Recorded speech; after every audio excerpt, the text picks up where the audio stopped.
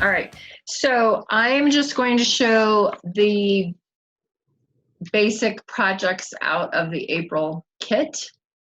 Okay. Have you made any of them yet? No. Look at her. She's like, no. Now, Kathy, you know you have to get these kits out and be making them. Oh, I've been making masks. Oh, have you been making masks? Good. Yeah. Very good. Well, the first thing is this kit, for whatever reason, the Z-fold card is backwards. And I mentioned that in that previous one, but I don't know if you caught it. So it looks like this, but you really need it to look like this, and then you're going to fold that panel so it looks like that. So on this one, so far, the only thing that I've seen that's very not real tricky, but you do have to think about it, or at least I do with my own brain anymore, is I have to think about where I'm going to put the adhesive, because it cannot go on that whole thing or your card won't open. So I'm just centering it, but I just don't put adhesive because it's got to look like that in order for the card to open. And then everything else you do on this card is on top of this saying, which is kind of, I don't know, I like the saying, so it kind of is a, bummer that they've, you're covering it all up with these little things. But this card, you do the vine with the dimensionals. And I'm not putting all of them on there right now. I would probably put one on every one of these leaves if I were doing it permanently, because I would want it to stay. I don't know, maybe not, because then maybe a person could pull it off and see the saying behind it. I moved my thing over because there's a lot of white space on these cards and you can't really see them on this. So, and then all you're doing with the stamp is, when I do these, they're exactly as they are out of the project thing when I do the basics. So if you like the other sayings, you're going to have to they have wider banners in there, but you will have to kind of alter the layout of the card. And this says about 5 inches of ribbon, and you're just folding it in half. They have those glue dots in there, so you probably would need to use those. I'm going to just put a little bit of Snell. I didn't bring my regular glue dots over here, actually, or I would have used that on it, because the ribbon goes underneath the little banner that you stamp. And then all of these little sayings and banners, oops, I can see someone else waiting. I'm sorry, I just now saw that. It didn't come to my regular screen. All of these little banners that come in the kit, most of them, I believe, are all dimensional up. So it's easier for me to keep track of on my paper, but I'm going to put the little saying like that. And then the last step is, seriously, this little butterfly. It's probably dimensional as well, but I'm going to not dimensional it because I want it to hook onto the leaf.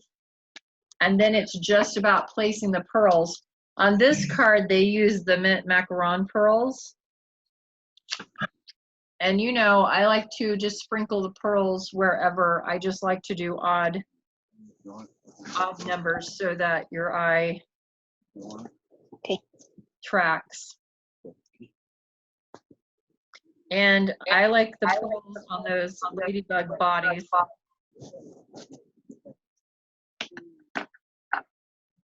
Someone is connecting in, but they're having a hard time getting connected in.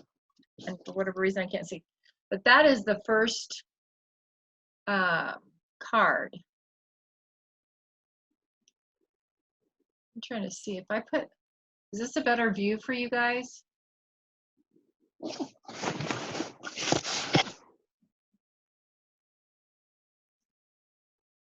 There, let's do that. Being weird on my other one. Anyway, that's how fast I could make one card. Wow. So this card was pretty fast.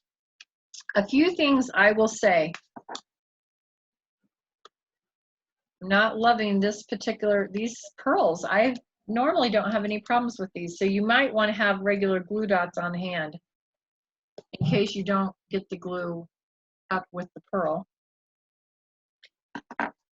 When I do my cards, how it's so fast is I lay everything out and I pop out all the leaves that I will need. I popped out the little banners, the butterflies, everything, and then I would have them sitting. And then I do everything assembly line method. So this goes pretty fast. Like I said, the two tricks on this card is that the card was originally folded like that, so you have to flip it this way. And then this piece here, you just cannot put adhesive on that back section. And I personally think you'll have to like mash this down. It'll probably be fine once you put it in an envelope, because otherwise it just kind of wants to spring open.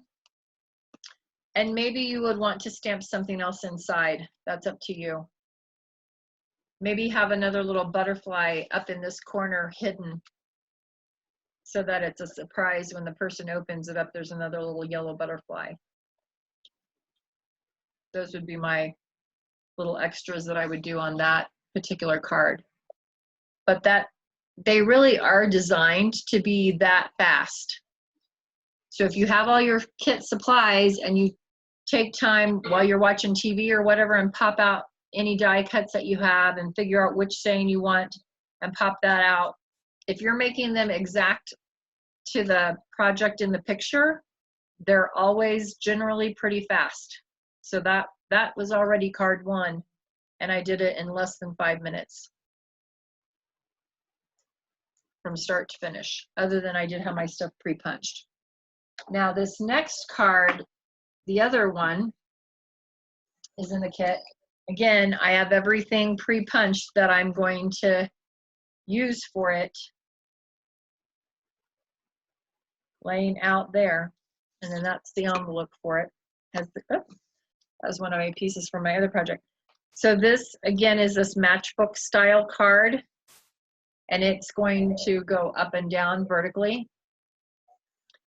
And it has those funky flower things on it. So all you're doing is inking your leaves up with the, I think it's Pear Pizzazz, yeah, that comes with this kit. And you're matching it to the biggest flower sideways, so you're doing a half and half.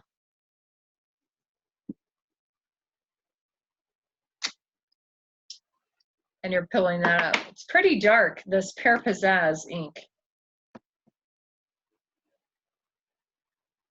I'm inking that up, and then you turn the stamp over, match it to the big flower again on the other side as best you can. And you have that. So I filled that in. That's the first step you have to do for this one. Now, there are a couple of things on this one that you have to realize. This card has to open. So if I just laid this die cut tree on there, it's not going to open. But that is what I'm going to do initially. I'm going to put a little bit of snail on the bottom, maybe. And then, actually, I'm going to use my glue. It's easier on these little branches. I'm going to put the glue on the branches. And I'm going to put some down here on the bottom. I'm not going to put very much in that center part of the tree trunk. And I will show you why. Now I am going to put my tree on how I want it to look. Okay, now, you see how the card cannot open? Now you're going to snip the tree trunk in half, just like so. I saw your face on there earlier, Tiffany. Where did you go? All my people that you all do not like to have the video on. I see how you are. So right now, same deal. You're kind of writing this fine line of this yellow, the crushed curry banner to go across. So what I do is I just took my fine tip glue. If you want to use the glue dots that are in the kit, that's fine. Just put them along the very bottom edge of the white section. So the glue is there. So I'm only trying to glue the crushed curry on the top half so that can still open.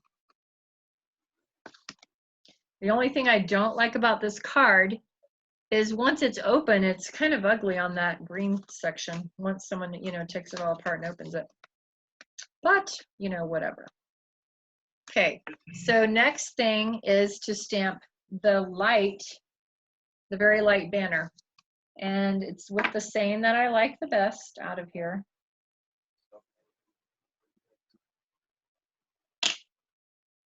And I'm just going to kind of center it. Families where life begins and love never ends.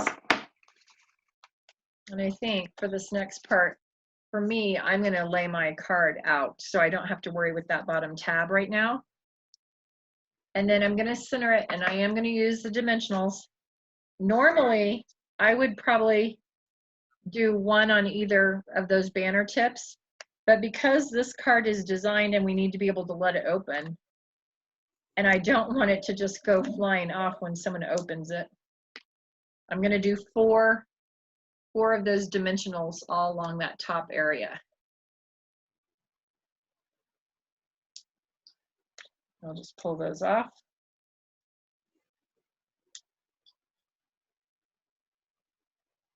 And then I will center that banner on the edge of the crushed curry. Make sure all my dimensionals are on the crushed curry. There's no dimensional on the back of that. Now you can put it, whoops, back down. Okay. I don't know what's going on. I totally lost my tree trunk. If you do, you're gonna have to do like me. I just peeled my tree trunk off. I didn't put it down low enough. So I just had to peel it off, and I'm gonna move it down lower. I went hiking today with Gary, and I don't know, whatever we walked through, a bunch of sagey stuff out by the lake. My skin and nose has been itching ever since I came back. All right, so now you have this card that looks like so. Let me put the block over it to let it adhere. And then the last thing you're doing is adding the little birds again with a dimensional, one on each bird. I mean, if you can fit two, go you, but I can only fit one in the body. The head and tail are too narrow for these, and these are the mini dimensionals. And you just put them wherever you want them in the tree, however you want them to go.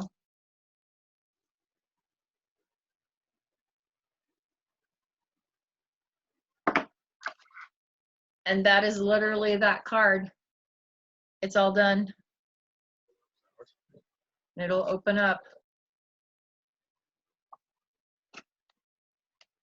Now, my preference when I make these matchbook cards is I like my card to sometimes have like a little piece of Velcro so I know it will hold shut. Or I will design it to where like you could use a bird there or a butterfly and latch it. This to me doesn't latch the best. I'm wondering if I can maybe make it latch with in between. If you refolded it slightly, I don't have my bone folder over here.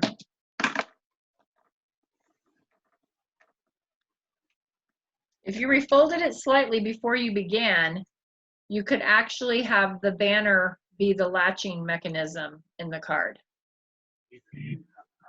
But it's not designed that way. It is just designed to lay there like that and the person open it. I have dimensionals all attracted to me. Oh, I did forget. This does have little yellow pearls scattered about on the tree.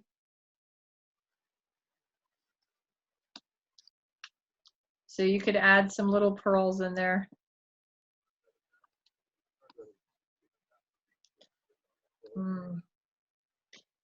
We had those artisan pearls that were like this, and they were the best pearls ever. I loved them, but these I'm having little. I use my scissors all the time to do these little pearls and rhinestones. All right, so there it is. That's the card. That's the second card.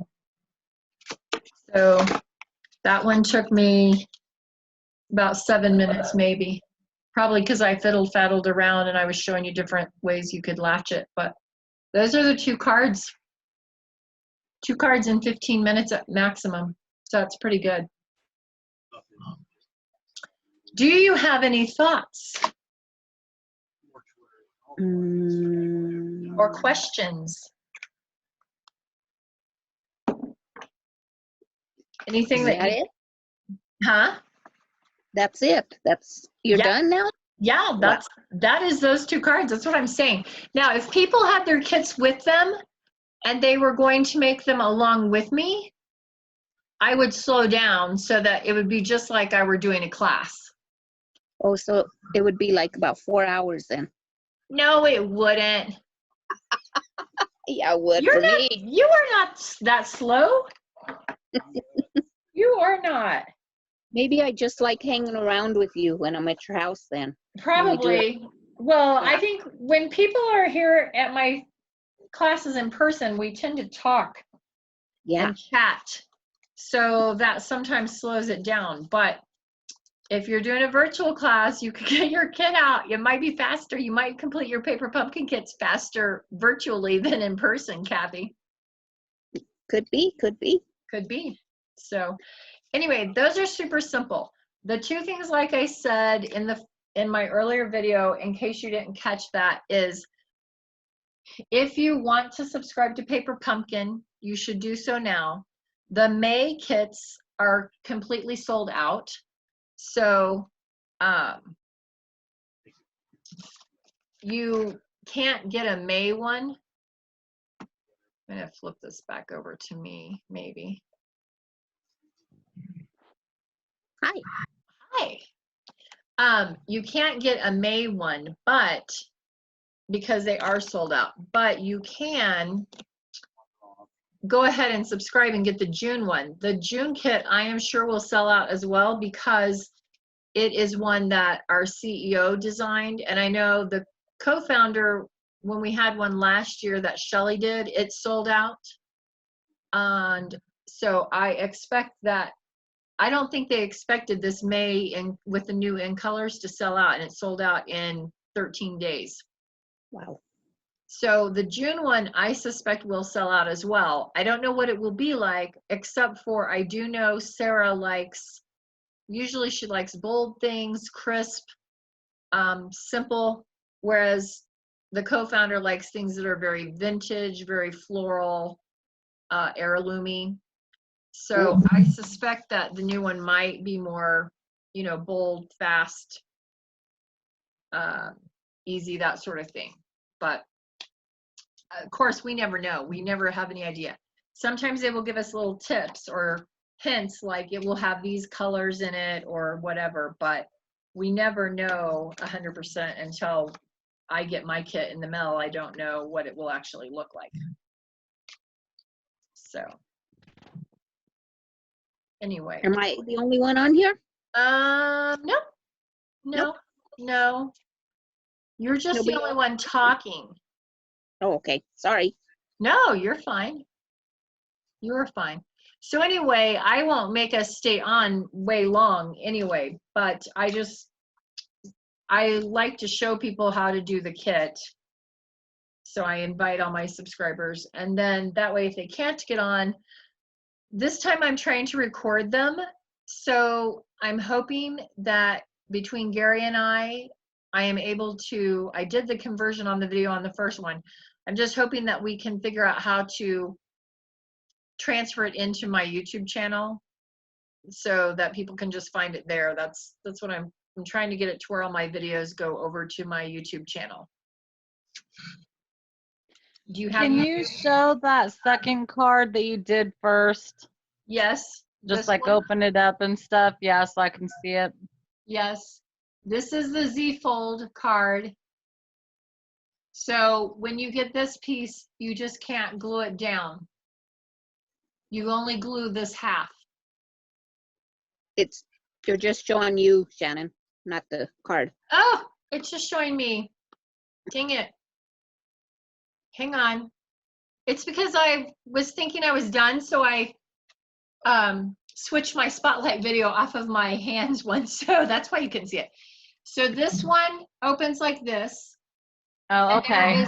There's an extra card. This is like a card, so you have to glue it on, but only glue on half. Okay. And then everything else for this card just layers right on top of the same. This card I put together at the very beginning when I started, and it took me less than 5 minutes.